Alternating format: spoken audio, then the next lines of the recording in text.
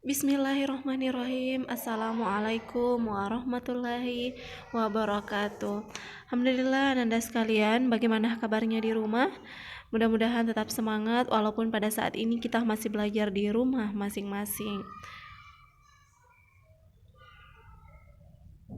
Baik, Ananda sekalian, alhamdulillah pada hari ini kita sudah masuk pada pembelajaran pendidikan agama Islam. Insya Allah kita sudah masuk pada bab 3, yaitu Asmaul Husna. Jadi insya Allah pada hari ini kita akan belajar bersama-sama tentang Asmaul Husna. Nah, sambil menyimak materi ini, Anandaku sekalian bisa sambil memperhatikan materi-materi yang ada di buku paketnya ya.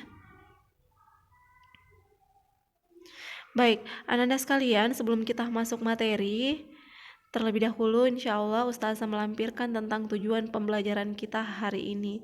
Nah, untuk pembelajaran kita hari ini insya Allah kita akan mempelajari 3 Asmaul Husna. Apa saja itu? Yang pertama adalah Al-Basir, Al-Adl, dan Al-Azim. Jadi ada 3 ya Ananda yang akan kita pelajari hari ini. Mari kita lihat satu persatu. Ya, sebelumnya mari kita melihat terlebih dahulu bahwa beriman kepada Allah Subhanahu wa taala atau cara kita beriman kepada Allah Subhanahu wa taala melalui Asmaul Husna. Jadi bagian dari beriman kepada Allah Subhanahu wa taala adalah dengan Asmaul Husna ya, dengan melihat nama-nama Allah Subhanahu wa taala yang luhur sebagaimana dijelaskan dalam Al-Qur'an dan melalui sunnah Rasulullah sallallahu alaihi wasallam. Kemudian, nama Allah mempunyai pengaruh yang luar biasa bagi siapa saja yang selalu membacanya.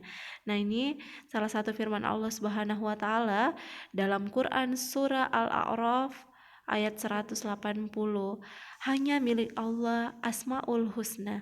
Maka bermohonlah kepadanya dengan menyebut Asmaul Husna itu dan tinggalkanlah orang-orang yang menyimpang dari kebenaran dengan menyebut nama-namanya.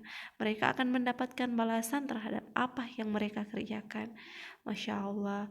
Jadi kita diperintahkan untuk senantiasa bermohon hanya kepada Allah Subhanahu wa taala dengan menyebut Asmaul Husna atau nama-nama Allah Subhanahu wa taala. Baik Ananda, kita mulai masuk pada Asmaul Husna yang akan kita pelajari. Yang pertama adalah Al-Basir. Nah, ada yang sudah tahu tentang apa itu Al-Basir?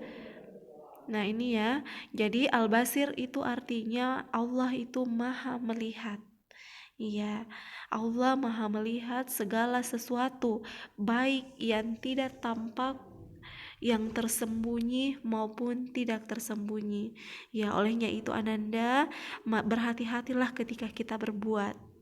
Ya, karena Allah Subhanahu wa taala melihat apa yang kita kerjakan, baik yang kita sembunyikan ataupun yang kita lakukan secara terang-terangan. Ya, jadi Allah Subhanahu wa taala itu Maha melihat segala apa yang kita lakukan. Nah, bagaimana cara kita meneladani sifat Al-Basir? Ya, Asmaul Husna Al-Basir atau Allah Maha melihat ini, coba kita lihat satu persatu. Yang pertama, menggunakan mata untuk hal-hal yang baik. Jadi ananda sekalian, Allah Subhanahu wa taala menitipkan atau mengamanahkan kepada kita indera, salah satunya adalah mata. Mari kita gunakan untuk melihat hal-hal yang baik. Mari kita menggunakan titipan Allah Subhanahu wa taala untuk mempergunakannya atau dipergunakan pada hal-hal yang baik. Itu adalah salah satu cara untuk kita mensyukurinya pula ya. Kemudian yang kedua, tidak melihat hal-hal yang dilarang. Ya, jadi kita pergunakan dengan baik titipan Allah Subhanahu wa taala. Kemudian yang ketiga, mensyukuri nikmat mata yang dapat melihat.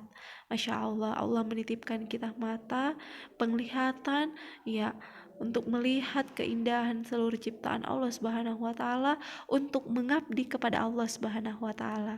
Mari kita pergunakan dengan baik ya, Ananda.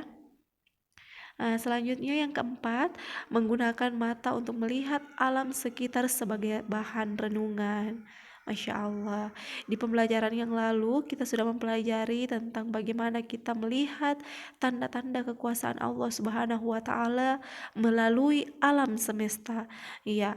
Nah, olehnya itu Ananda, ya, salah satu cara untuk menyikapi bahwa meneladani bahwa Allah Subhanahu wa taala memiliki sifat basir adalah dengan menggunakan mata yang Allah berikan untuk melihat alam sekitar, dan kita jadikan sebagai renungan melihat tanda kekuasaan Allah Subhanahu wa taala. Selanjutnya Ananda, Allah senantiasa melihat apa yang kita lakukan. Itu tadi ya. Jadi segala perbuatan yang kita lakukan, baik yang dilakukan secara sembunyi maupun terang-terangan, itu ya, pasti akan dilihat oleh Allah. Iya. Selanjutnya Asmaul Husna yang kedua adalah Al-Adl ya. Nah, Al-Adl itu apa artinya? Nah, ini Al-Adl ada artinya maha adil. Masya Allah. Iya, jadi Allah Subhanahu wa taala adalah maha adil, menempatkan segala sesuatu dengan tepat. Iya. Dan keadilan Allah Subhanahu wa taala bersifat mutlak. Ya, jadi Allah Subhanahu wa taala itu menempatkan sesuatu sesuai dengan tempatnya. Apa misalnya? Misalnya Allah menempatkan ikan di air. Ya, baik itu di laut, sungai ataupun kolam. Ya, apa maksudnya itu? Sebab jika ikan ditempatkan di daratan, ya, maka ikan tidak akan bisa bertahan hidup. Ya, itu ya Ananda. Jadi Allah Subhanahu wa taala menempatkan segala sesuatunya itu secara adil, dan keadilan Allah Subhanahu wa taala ini bersifat mutlak. Segala perbuatan benar-benar bijaksana dan dinarasi oleh perhitungan yang sangat matang, ya. Masya Allah. Dan segala sesuatu balasan yang diberikan kepada manusia juga sesuai dengan perbuatan kita masing-masing. Iya, selanjutnya cara meneladani sifat al-adil. Nah, yang pertama, hendaklah belajar adil terhadap diri sendiri sebelum berbuat adil kepada orang lain. Iya, Masya Allah ya. Terhadap diri sendiri, mari kita upayakan untuk senantiasa berperilaku, berpenampilan, serta tidak melakukan sesuatu perbuatan berdasarkan rasa benci, amarah, atau dendam. Ya. Kemudian melakukan sesuatu berdasarkan fakta, ya, atau betul-betul hal yang terjadi, betul benar-benar hal yang sebenarnya. Kemudian yang ketiga, berbuat adil dan bijak dalam mengambil kebijakan. Ya, memutuskan sesuatu kita lakukan secara adil, secara bijaksana, secara tepat. Ya, Ananda. Nah, itu selanjutnya Asmaul Husna yang ketiga adalah Al-Azim. Insyaallah. Al-Azim artinya Allah Maha Agung. Iya, keagungan Allah Subhanahu wa taala bersifat mutlak, besar, kekal ya. Jadi Masya Allah, tidak ada yang bisa menandingi keagungan, kebesaran, dan kekuasaan Allah.